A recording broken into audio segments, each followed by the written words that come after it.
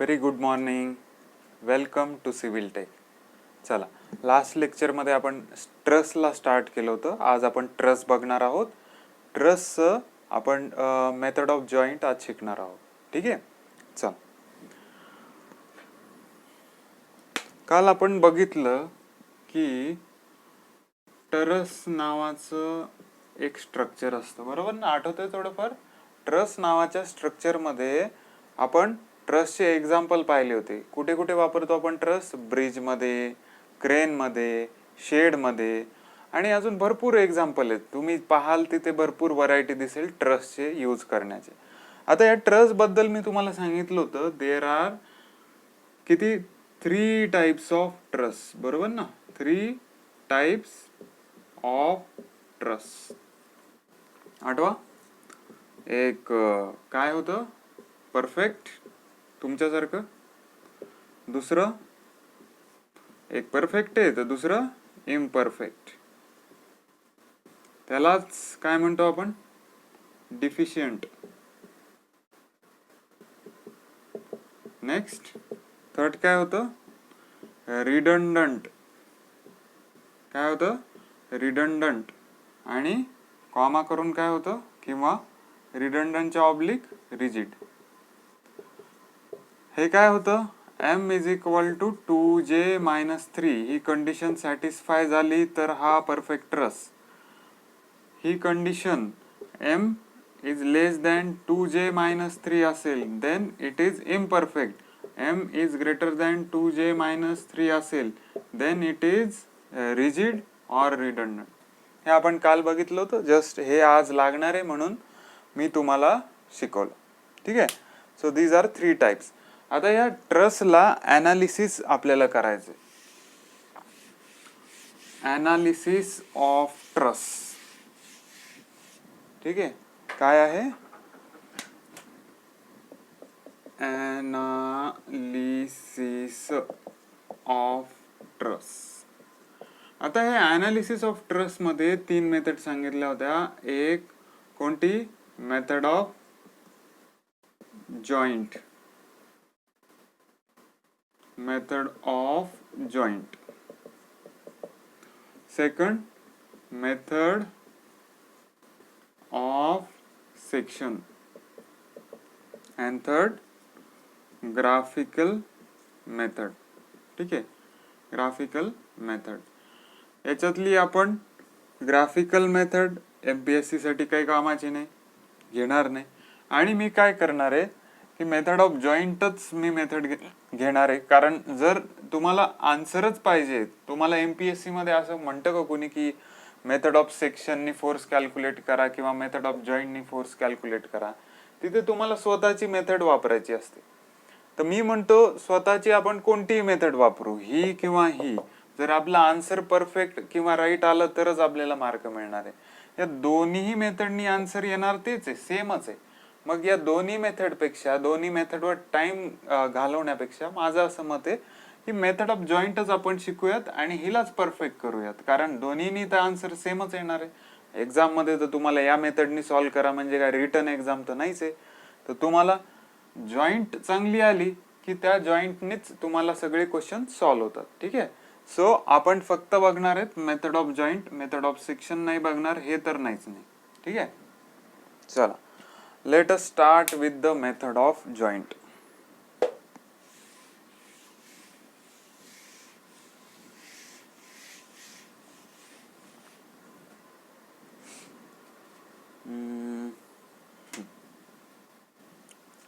हिरवा colour.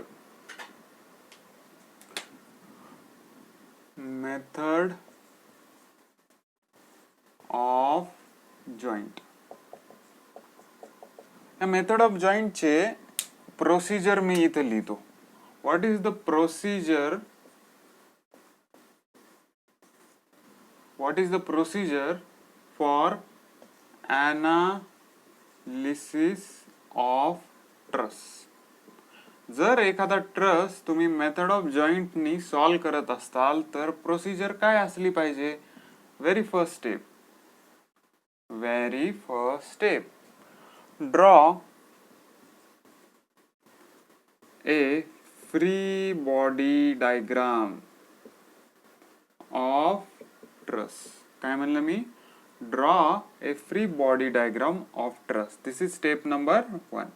Second, draw नाही, ड्रॉचा झाला. आता याच्यानंतर दुसरा पार्ट येतो, calculate summation F X is equal to 0, summation F Y is equal to 0, moment is equal to 0.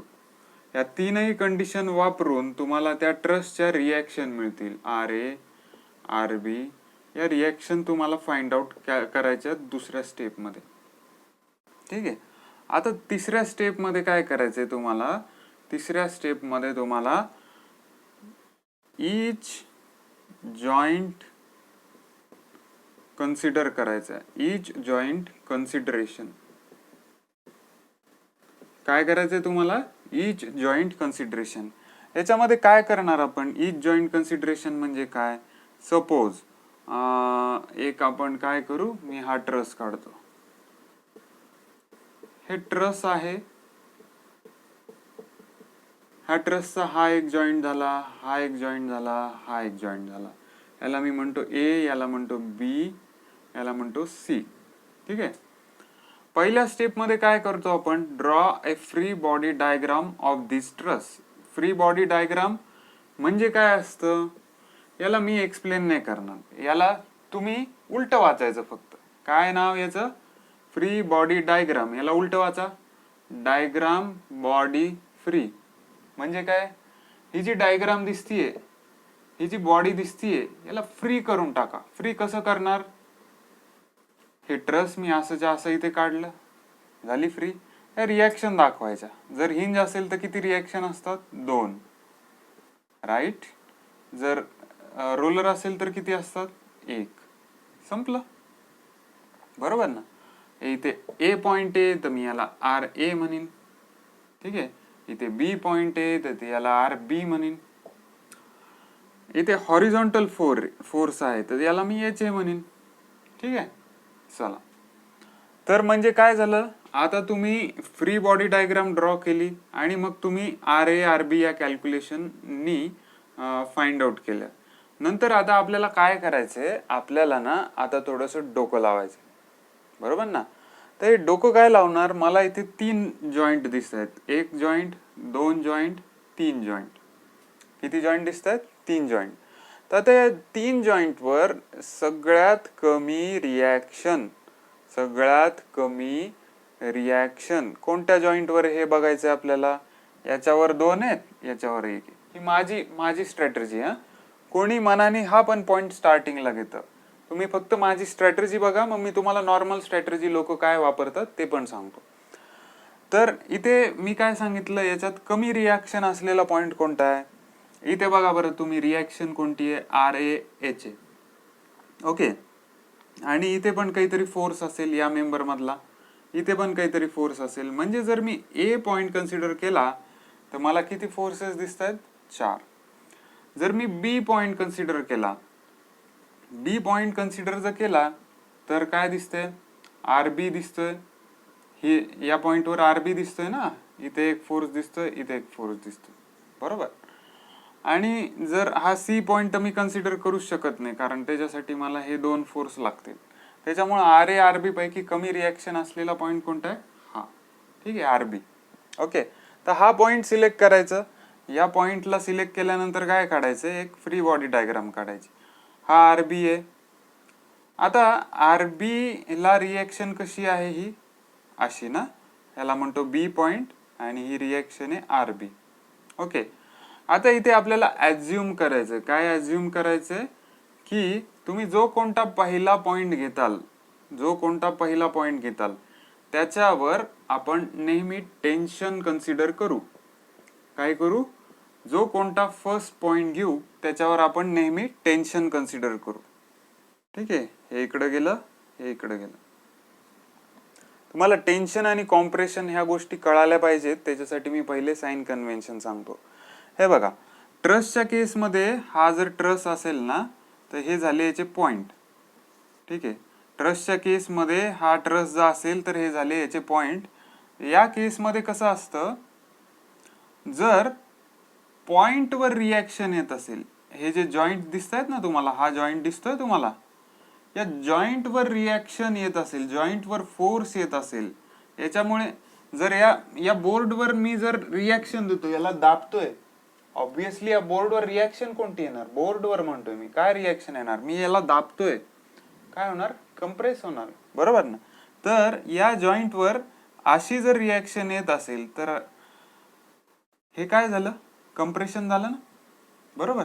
या जॉईंट वर अशी रिॲक्शन येत असेल तर हे काय झालं, कंप्रेशन झालं, राईट ना. कळतंय मी काय बोलतोय, या बोर्डला मी दाबलं, त्याने काय होणार आहे, कंप्रेस होणार आहे. त्याचप्रमाणे या जॉईंटला जर असा फोर्स आला तर ते काय होणार आहे, कंप्रेशन होणार आहे. उलट इमॅजिन करू आता आपण. आता ही झाली टुवर्ड्स जॉईंटची केस. आता ऑपोजिट जॉईंटची बघू. या जॉईंटला मी ओढतोय, मी इथून ओढतोय या जॉईंटला, तर इथे काय येणार, मग टेन्शन येईल. सिमिलरली या जॉईंटला मी ओढतोय, इथे काय येणार, टेन्शन, टी. म्हणजे थोडक्यातच जर सांगायचं झालं तर तुम्हाला हे असे जर डायरेक्शन दिसतील तर हे झालं कंप्रेशन, आणि अपोजिट डायरेक्शन दिसतील, अपोजिट कसे होते, अपोजिट होते सपोज हे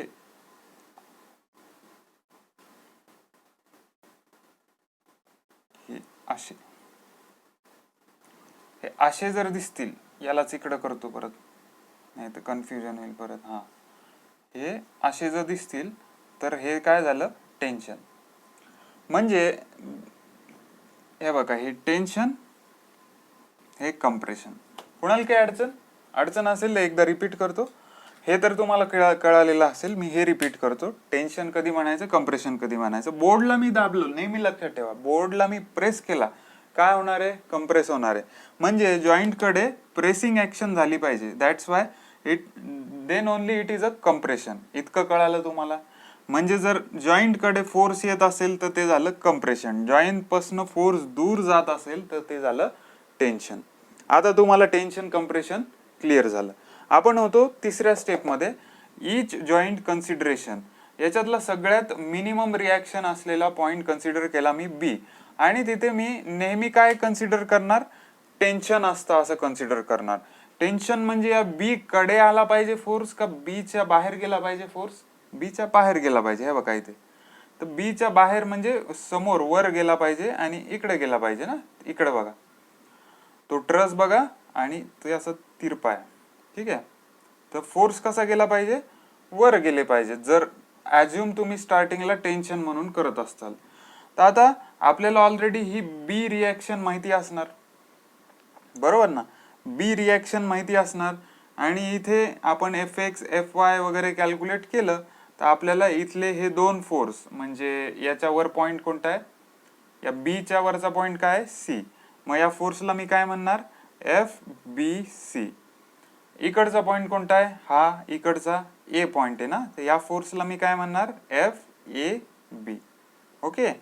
तर हे एकदा FAB कॅल्क्युलेट झालं म्हणजे हा फोर्स कॅल्क्युलेट झाला, हा फोर्स कॅल्क्युलेट झाला. मग मी काय जाणार, एकच डायरेक्शन पकडणार. मग मी याच्याकडे येणार, या पॉइंटवर कमी रिॲक्शन आहेत, बरोबर ना. इथे किती आहेत, 2. त्यातही आपल्याला हे माहिती झालेलं असणार, कारण ह्याला हा जर जॉईंट फाइंड आउट केला तर आपल्याला ही साइड ऑटोमॅटिकली माहिती झालेली असणार. मग याला जर कन्सिडर केला मी, जॉईंट नंबर सी ला जर कन्सिडर केला, सपोज सी ला, तर हे तर मला ऑलरेडी माहिती ना, FBC. ठीक आहे.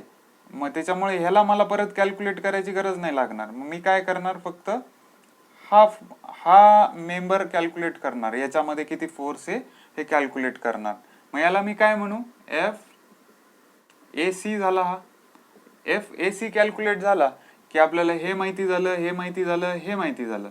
आता उरलं काय, मी पॉइंट ए कडे येणार. शेवटी ए पॉइंटचा RA मला माहिती झाला, हा माहिती झाला, उरला काय, हे.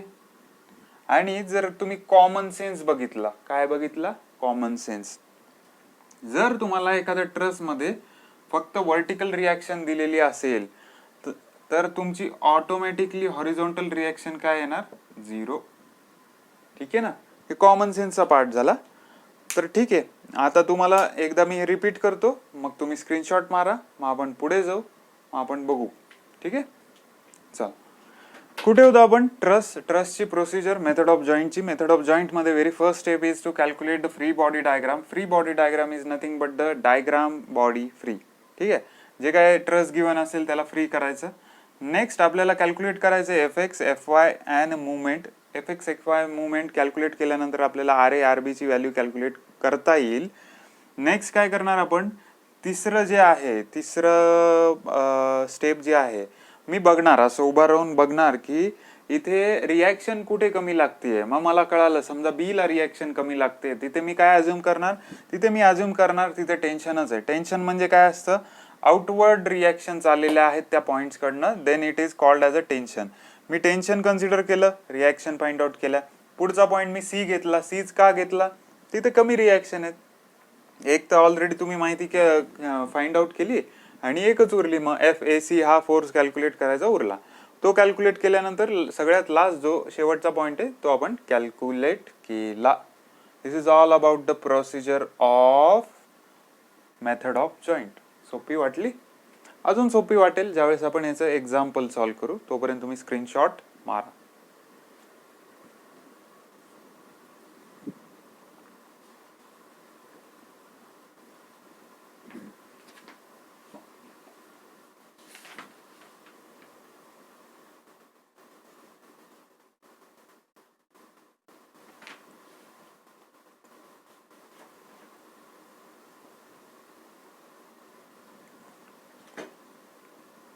चलो, मारला स्क्रीनशॉट.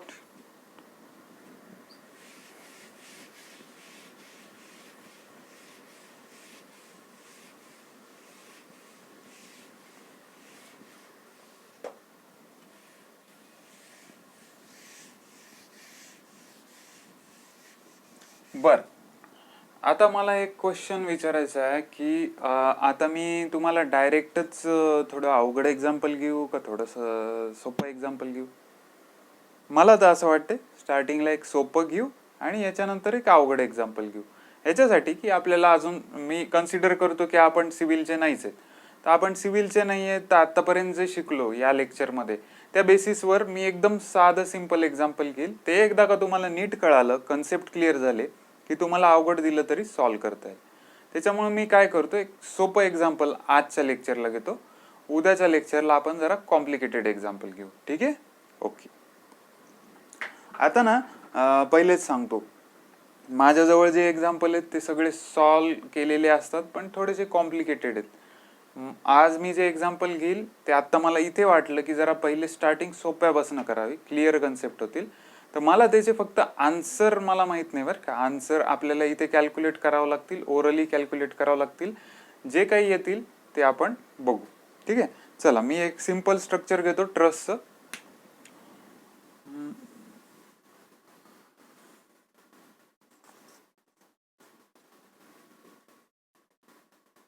आता हे मी एक्झाम्पल मनानेच घेतलं, त्याच्यामुळे मी सगळ्यात पहिल्यांदा याची काय चेक करणार, हा ट्रस्ट परफेक्टच असला पाहिजे जर कॅल्क्युलेशन करायचं असेल. इम्परफेक्ट, रिडंडंटचं आपण कॅल्क्युलेशन करू शकत नाही. रिडंडंटचं कॅल्क्युलेशन करता येईल पण त्याला फार लेंदी मेथड आहे आणि ती आपल्याला एक्झामला पण नाहीये.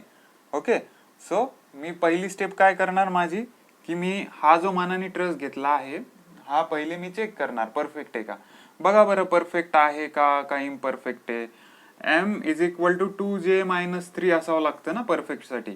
मेंबर बघा, 1 2 3 3, ओके. 2 जॉईंट किती आहेत? 3 जॉईंट, 1 2 3, -3, 6 -3 3, 3 ला 3 मॅच झालं, that is it is perfect trust. Okay, चलो आगे. एक्झाम्पल सेट इज बरोबर, जे काही एक्झाम्पल घेतलंय ते चालू शकतो. चला, चालतंय ना, चालूयात मग आपण. मी याला नाव देतो ए, याला नाव देतो बी, याला नाव देतो सी.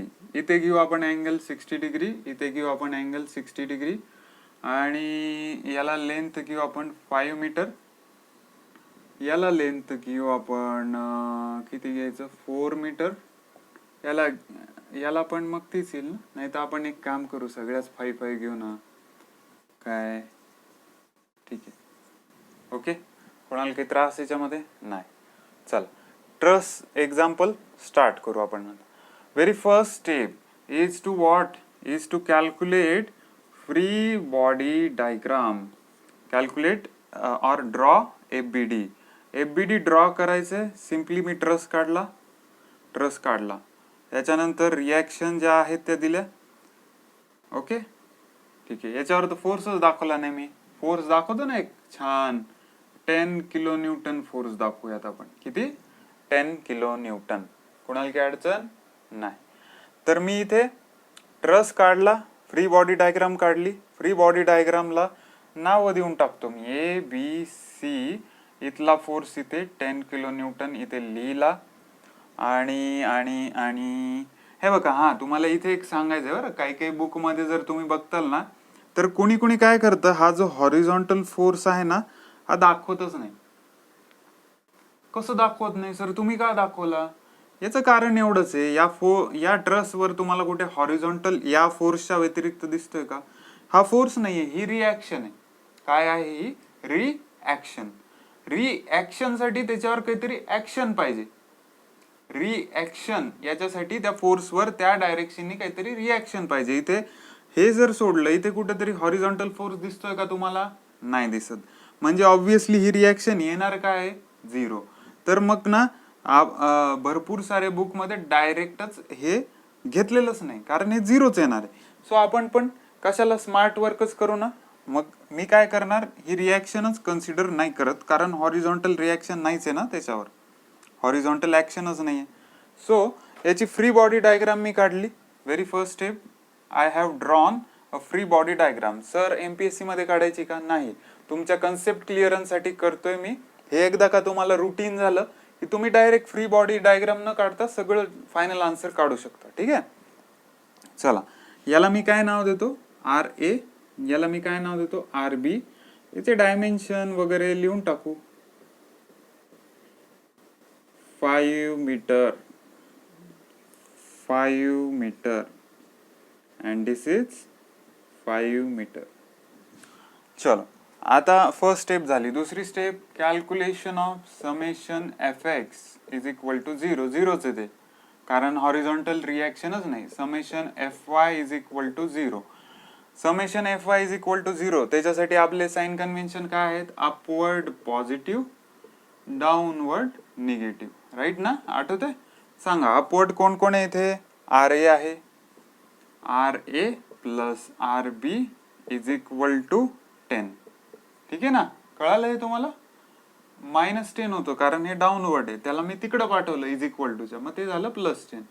चला, याला मी नंबर देतो इक्वेशन नंबर 1. आता इथे मुवमेंट ऍट कुठे काढू रे मी? मुवमेंट मला नेहमी A वर काढणं चांगलं वाटतं. ठीक आहे, मुवमेंट ऍट A कॅल्क्युलेट करतो. मुवमेंट ऍट A कॅल्क्युलेट करायचंय मला, तर याच्यावर येणारे फोर्सेस कसे कसे आहेत? आता हा जो 10 किलो न्यूटन आहे, हा परपेंडिक्युलर मी इथे ड्रॉ करतो. ठीक आहे. आता 10 किलो न्यूटन हा इथे या जॉईंटवर ऍक्ट होतोय. तुम्हाला हे एवढं डिस्टन्स कॅल्क्युलेट करावं लागेल, बरोबर ना? म्हणजे हा फोर्स इथे आला, त्याचं परपेंडिक्युलर डिस्टन्स काय झालं? रेड कलरच्या पेनाने दाखवतो. या फोर्सचं परपेंडिक्युलर डिस्टन्स काय झालं? हे झालं ना, हे झालं परपेंडिक्युलर डिस्टन्स. आपली मुवमेंटची डेफिनेशन काय होती? Force into perpendicular distance is called as a movement. तर हा फोर्स दिसतोय मला, या फोर्सचं परपेंडिक्युलर डिस्टन्स हे आहे. ही रिॲक्शन दिसतीये मला, या रिॲक्शनचं परपेंडिक्युलर डिस्टन्स काय आहे? हे आहे. राईट. सो आता मला पहिले माझा टास्क आहे की हा एवढा डिस्टन्स कॅल्क्युलेट करणे. डिस्टन्स कॅल्क्युलेट करणे, मग मी बघितलं काय आहे, हा हे जे इथं काय म्हणतात, हायपोटेनियसच झाला ना हा. जर हा राईट अँगल ट्रायंगल असेल, हा हायपोटेनियस झाला, या दोन साईड झाल्या. तर मग मी काय करणार, मला हे डिस्टन्स कॅल्क्युलेट करायचंय. त्याला अँगल लागलेला आहे, ज्याला अँगल मीट होतो, ज्याला अँगल लागतो ते झालं कॉस. मग कशाचं कॉस येणार? ते या 5 मीटरचं कॉस येणार. 5 cos 60. याची व्हॅल्यू म्हणजे हे एवढं डिस्टन्स. कसं आलं हे? ही हायपोटेनियसच्या डिस्टन्सची व्हॅल्यू आणि याचा अँगल चिटकतो याला आहे, म्हणजे हे काय झालं, कॉस झालं, बरोबर ना. हे पूर्ण का नाही झालं, पूर्ण का नाही झालं, कारण 90 डिग्री अँगल इथे बनतोय, त्याच्यामुळे पूर्ण नाही झालं, ही एवढीच कॉस. ठीक आहे, कळालं. थोडंसं जॉमेट्रीचा पार्ट आहे, ज्याला कोणाला कळणार नाही एकदा बघून घ्या. ज्याला कळतंय त्याला मी मागच्या ट्रिक सांगितल्या होत्या. ज्याला अँगल चिटकतो ते झालं कॉस. कॉस 60 ची व्हॅल्यू, कॉस 60 ची व्हॅल्यू त्याच्यासाठी आपण इथे लिहू 0 1/2 1/√2 √3/2 1. हे झालं 0, हे झालं 30, हे झालं 45 आणि हे झालं 60. कॉस 60 इज 1/2, म्हणजे 5 × 1/2 इज इक्वल टू 2.5. मला हे डिस्टन्स किती मिळालं, हे एवढं डिस्टन्स 2.5. आता हे तर झालं नॉर्मल लोकांची मेथड. थोडीशी ॲडव्हान्स मेथड, थोडीशी स्मार्ट मेथड तुम्हाला सांगतो. ठीक आहे, स्मार्ट मेथडमध्ये काय करायचं, अँगल बघायचे 60 60. ठीक आहे, 60 60 60, बरोबर ना. हे 60 असेल, हे 60 असेल, हा किती असेल मग 20, बरोबर ना. झोप नाही उतरली तुमची. हा जर 60 असेल, हा जर 60 असेल, तर हा पण 60 असेल. आणि या केसमध्ये जर याच्या या पॉइंटवर लोड असेल, तर हा लोड काय करतो, हे जे टोटल डिस्टन्स आहे ना त्याच्या अर्ध्यावर ऍक्ट होतो. काय बोललो मी, 60 60 60 जेव्हा केव्हा असेल तेव्हा हा जो लोड आहे हा याच्या सेंटरला ऍक्ट होतो. म्हणजे टोटल 5 असेल तर तो त्याच्या 2.5 वर ऍक्ट होणार, टोटल 10 असेल तर तो त्याच्या 5 वर ऍक्ट होणार. तर मी हे फक्त तुम्हाला कॅल्क्युलेट करून दाखवलं. ठीक आहे, कॅल्क्युलेशन मध्ये ते चाललं, टोटल 5 आहे तर 2.5 वर तो ऍक्ट होतो. ठीक आहे, चला. आता मुवमेंट काढण्यासाठी या फोर्सचा परपेंडिक्युलर डिस्टन्स मला मिळाला, या आरबीचा डिस्टन्स तर मला माहितीच आहे 5 मीटर. चला, movement at a point. Movement at a point, सगळ्यात पहिले हा फोर्स कन्सिडर करू. हा फोर्स ए कडे जाताना कसा फिरेल रे, असा फिरेल. आपले साइन काय आहेत, clockwise positive and anti clockwise negative. Okay ना. तर आता मला सांगा, हा फोर्स कसा फिरतोय याच्याकडे, ए कडे जायला क्लॉकवाईज फिरतोय. ठीक आहे, मग मी काय म्हणणार, सगळ्यात पहिले काय म्हणू मी म्हणणार मुवमेंट ॲट ए घेतली आपण. मुवमेंट ॲट ए घेतल्यानंतर 10 × किती, पॉझिटिव्ह येईल ना, क्लॉकवाईज पॉझिटिव्ह, 10 × 2.5. ओके, मग आता मी इथे येईल, काय येईल, मी बघणार आता आरबी या पॉइंट कडे जातोय, कसा जातोय, हा असा जातोय. तर हे काय झालं, असा फिरतोय तर झाला anti clockwise, that's why negative. मग मी काय करणार, मायनस आरबी म्हणजे force, perpendicular distance 5 is equal to 0. Okay, इथपर्यंत कळालं. हे काय आली व्हॅल्यू, 25, 2.5 × 10 25, आणि हे is equal to 5 RB. Therefore RB is equal to 5 5 25, 5 kilo newton. RB किती येईल, 5 किलो न्यूटन. टाका RB याच्यामध्ये, हे जे इथे इक्वेशन नंबर 1 लिहिलंय त्याच्यामध्ये RB ची व्हॅल्यू टाका, किती आहे 5. मग RA किती येणार, RA plus 5 is equal to 10, RA is equal to 5 kilo newton. Okay, चला. पहिली स्टेप फ्री बॉडी डायग्राम झाली. दुसरी स्टेप कॅल्क्युलेशन ऑफ रिएक्शन झाल्या. RA RB भेटली, किती आली, 5 kilo newton 5 kilo newton. Screenshot मारा, रब करतो, पुढे जातो.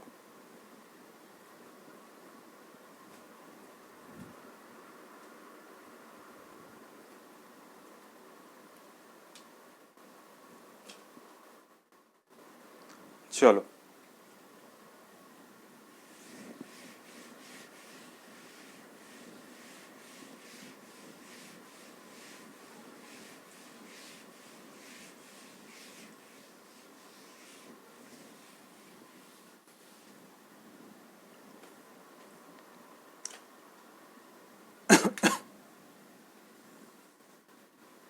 आपल्या रेफरन्ससाठी किती आलं होते, 5 किलो न्यूटन आर ए, हे 5 किलो न्यूटन आर बी,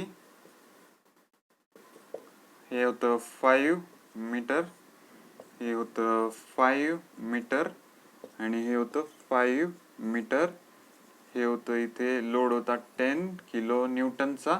याला मी नाव दिलं होतं ए, याला बी, याला सी. चला पुढची स्टेप काय होती रे? Step number 3, calculation of each consideration of each joint. Each joint आपल्याला कन्सिडर करायचं आहे आता. चला, कमीत कमी रिॲक्शन कुठे कुठे आहेत? कमीत कमी रिॲक्शन या दोन्ही पॉईंट पैकी कोणताही कन्सिडर करा, दोन्ही ह्याच्यावर एक एकच रिॲक्शन आहे. Let us consider very first point, that is A point. A वर रिॲक्शन अशी लागतीये R B, R A is equal to 5 kilo newton अशी लागतीये. तिथून एक फोर्स जातोय एफ ए बी आणि एक फोर्स असा तिरपा जातोय 60 डिग्रीच्या अँगलनी. ठीक आहे, असा this angle is 60 degree. And what is this force? F A C. ठीक आहे, एफ ए सी. ओके ना, कोणाला काय अडचण नाही. चला आता एफ ए सी आणि एफ ए बी बघा, मी या जॉईंट पासून कुठे केलंय? लांब केलंय. सो हे काय कन्सिडर केलंय मी? Tension, considering tension. ओके, आता काय करणार मी? समेशन एफ एक्स लावणार इथे. एक्स डायरेक्शननी फोर्स दिसतोय का इथे? दिसतोय ना. एफ ए बी कोणत्या डायरेक्शननी आहे? राईटवर्ड. राईटवर्ड पॉझिटिव्ह, लेफ्टवर्ड निगेटिव्ह. चला, एफ ए बी म्हणून मी पॉझिटिव्ह घेणार ना, राईटवर्ड चाललाय. आता अजून कोणता हॉरिझॉन्टल डायरेक्शननी दिसतोय? दिसतोय ना, F A C. F A C दिसतोय आपल्याला. एफ ए सी चं कसं दिसतोय आपल्याला? F A C cos 60. F A C cos 60 बरोबर ना. ज्याला अँगल मीट होतोय तो झाला कॉस. सो याचा हॉरिझॉन्टल कॉम्पोनंट करायला गेला तर हा काय येईल? F A C cos 60. ठीक आहे, कसं येणार? Positive negative? Positive, rightward positive. So F A C cos 60. अजून कोणी आहे हॉरिझॉन्टल? नाही. Is equal to 0. याला सध्या पुरतं नाव द्या equation number 1. Next, summation F Y is equal to 0. चला, वर्टिकल डायरेक्शननी कोणते कोणते फोर्स आहेत? वर्टिकल डायरेक्शन मध्ये काय आहेत आपले assumption? Upward, positive and downward. म्हणून मी +5 घेतलं. आर एचं सरळ अमाऊंट काय म्हणतात, मॅग्निट्यूड घेतलं. किती आहे, किती पॉवर आहे आर एची? 5. 5 मायनस घेऊ का प्लस घ्यायचा? प्लस घ्यायचा, कारण अपवर्ड चालला. ठीक आहे, चला आता ना काय करणार मी? या एफ ए सी चा मी वर्टिकल कॉम्पोनंट काय येणार? वर्टिकल कॉम्पोनंट काय येणार एफ ए सी चा?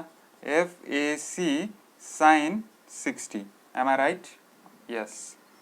तर एफ ए सी साइन 60 हा अपवर्ड चाललाय, म्हणजे परत काय येईल? F A C sine 60 is equal to काय आलं? 0. साइन 60 ची व्हॅल्यू काय असते? 0, 1/2, 1/√2, √3/2 बरोबर ना. तर तर तर तर तर तर √3 ची व्हॅल्यू मी काय लक्षात ठेवायला सांगितली होती?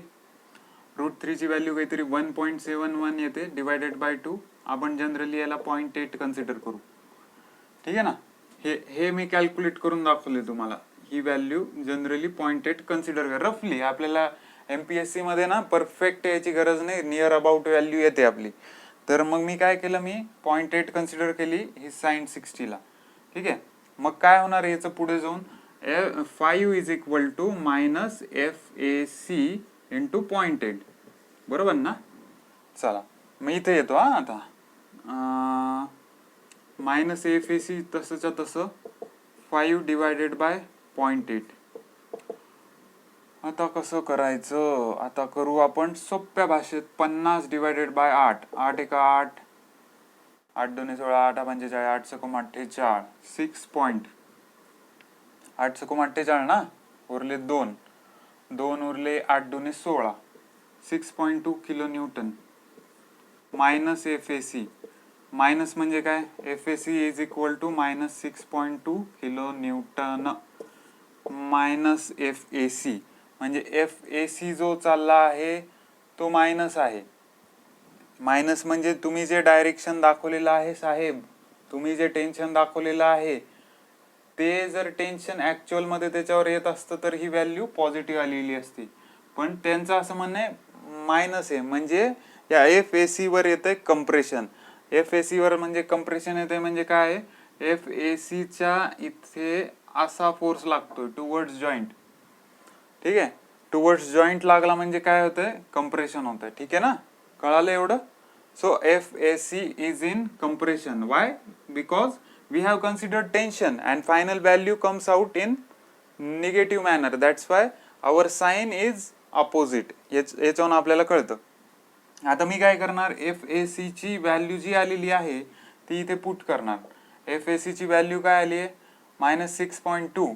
-6.2 मल्टिप्लाइड बाय cos 60. cos 60 0 ची ही झाली 30, 45. cos 60 म्हणजे किती झालं, 1/2. तर मग मी काय केलं, या इक्वेशन मध्ये सरळ पुट केली ही व्हॅल्यू. ठीक आहे, काय FAB प्लस FAC ची व्हॅल्यू किती आहे, -6.2. बरोबर ना, ही व्हॅल्यू इथे पुट केली into cos 60 is 1/2. FAB is equal to 2 आणि हे किती झालं, थांबा, हे 2 आणि हे -3.1. बरोबर ना, हे -6.2 डिवायडेड बाय 2 केलं, किती आलं, -3.1 आलं. या -3.1 ला तिकडं पाठवलं, किती आलं, 3.1 किलो न्यूटन. चला, आता आपल्याला काय मिळालं, FAB ची व्हॅल्यू मिळाली positive. That's why we have considered tension and there is a tension on FAB. कारण त्याची व्हॅल्यू जी कन्सिडर केली ती पॉझिटिव्ह आली, म्हणजे तुम्ही जे टेन्शन ऍझ्युम केलं होतं ते आहेच आहे टेन्शन. याच्यावर FAC वर आपण टेन्शन ऍझ्युम केलं होतं ते निगेटिव्ह आली, म्हणजे याच्यावर आले कॉम्प्रेशन. कळालं? आता सिमिलरली मी तुम्हाला एक काम करतो, मी काय करतो, तुम्हाला ना, हे तर एक्झाम्पल आपण पूर्ण घेऊयाच, पण फक्त मला असं वाटतं की तुम्ही जॉईंट बी साठी सॉल्व करा, जॉईंट बी आणि जॉईंट सी साठी. आज मी तुम्हाला एक दिवस देतो की तुम्ही आता काय करायचं, जॉईंट बी ला तुम्हाला रिएक्शन काय आहेत, RB ची रिएक्शन आहे, हा फोर्स तुम्ही कॅल्क्युलेट केलाय, तुम्हाला फक्त हा कॅल्क्युलेट करायचा आहे. इथे आल्यानंतर हा तर भेटलेला असेल, तुम्हाला हे कॅल्क्युलेट करायचं आहे आणि फायनली सगळ्या व्हॅल्यू भेटतील. This is the method of joint. तर हे जे प्रॉब्लेम आहे त्याचा मी हा पार्ट आज तुम्हाला सॉल्व्ह करून दिला. उद्या मी तुमचा हा पार्ट चेक करेन आणि हा पण चेक करेन. जर सॉल्व्ह करता आलं तर वेल अँड गुड. कशासाठी सांगतोय मी, तर तुम्हाला हे अजून 10 मिनिटात टोटल सॉल्व्ह करून देईल, पण तुम्हाला स्वतःचं अनालिसिस नाही होणार की तुम्ही किती सॉल्व्ह करू शकता. लक्षात आलं ना काय करायचंय, सिम्पल बरं का. मी तुम्हाला A सॉल्व्ह करून दिलं, B कन्सिडर करा. इथे B ची फ्री बॉडी डायग्राम अशी काढायची, ती कॅल्क्युलेट केली की तिथे समेशन FX FY लावायचं आणि तुम्हाला ऑलरेडी FAB मिळालेलं आहे. बरोबर ना, FAB ची व्हॅल्यू तुम्हाला माहिती, RB ची व्हॅल्यू माहिती, तुम्हाला ही काढायची. सिमिलरली इथं आले की ही व्हॅल्यू तुम्हाला माहिती, ही कॅल्क्युलेट करायची. जमतं का बघा, नाही जमलं उद्या मी आहेच आहे, आणि जमलं well and good, you are doing very good. Okay, चलो. बर, एक मला आन्सर याचं द्यायचं होतं, एक जे नॅशनल रिक्रुटमेंट एजन्सी आजकाल TV मध्ये, ऍड मध्ये, पेपर मध्ये सगळीकडे चाललंय. गव्हर्नमेंट ऑफ इंडियाने काय केलंय, नॅशनल रिक्रुटमेंट एजन्सी ह्याच्याबद्दल जरा इन्फॉर्मेशन दिली. याचा मिनिंग काय की याच्याबद्दल मला थोडं डीप बोलायचंय. मला आज म्हणजे डीप बोललो तर अजून भरपूर वेळ लागेल. आज फक्त मी एवढंच सांगतो की नॅशनल रिक्रुटमेंट एजन्सी हे सिम्पली काय केलेलं आहे की आपले जे भरपूर एक्झाम होतात ना, सपोज तुम्ही सेंट्रल लेवलला गेलं तर SSC नावाची एक एक्झाम असते, staff selection commission, water resource डिपार्टमेंटच्या वेगवेगळ्या असतात, अजून छोट्या मोठ्या डिपार्टमेंटच्या एक्झाम असतात, ज्या की मी फक्त इंजिनिअरिंग बद्दल बोलतोय. अशा बँकेच्या असतात, अशा अजून कोणत्याही गव्हर्नमेंट सर्व्हिसेसच्या एक्झाम असतात. तर गव्हर्नमेंट काय म्हणतंय की क्लास 2 आणि क्लास 3च्या ज्या पोस्ट आहेत, कोणत्या म्हणलं मी, क्लास 1 नाही म्हणला, क्लास 2 आणि क्लास 3च्या पोस्ट आपण एकच एक्झाम घेऊन रिक्रूट करायचं. म्हणजे थोडक्यात ते काय करणार, एक एजन्सी करणार. आता सपोज मी एक कंपनी चालवतोय, मला त्यांनी समजा असं कॉन्ट्रॅक्ट दिलं की या पूर्ण भारतातल्या मुलांची एक एक्झाम कंडक्ट करा, तर मी काय करणार, मी पर्टिक्युलर WRDची जर एक्झाम असेल तर त्या खात्याशी कॉन्टॅक्ट करणार. मला कॉन्ट्रॅक्ट मिळालेलं आहे गव्हर्नमेंट ऑफ इंडियाकडनं की एक्झाम कंडक्ट करा, तुमचा सिलेबस मला पाठवा, तुमचा पॅटर्न मला पाठवा, ठीक आहे. पण पोर्टल एकच राहणार, म्हणजे सगळ्या एक्झाम होणार तुमच्या. पण जे अगोदर आपण WRDची एक्झाम द्यायला WRDच्या पोर्टलवर जात होतो, अशा प्रत्येक पोर्टलवर एक्झाम होणार नाहीत. एकच संस्था एक्झाम कंडक्ट करणार, बस एवढा काय तो डिफरन्स आहे. ठीक आहे, ओके. याच्याबद्दल अजून थोडीशी माहिती पुढच्या लेक्चरला मी थोडं अजून वाचून देईल, आणि ऑलरेडी मला आता सुद्धा द्यायची इच्छा आहे, पण लेक्चर मोठा होईल. सो आज आपण इथे स्टॉप करू आणि हे एक्झाम्पल नक्की सॉल्व्ह करा. ठीक आहे, थँक्यू.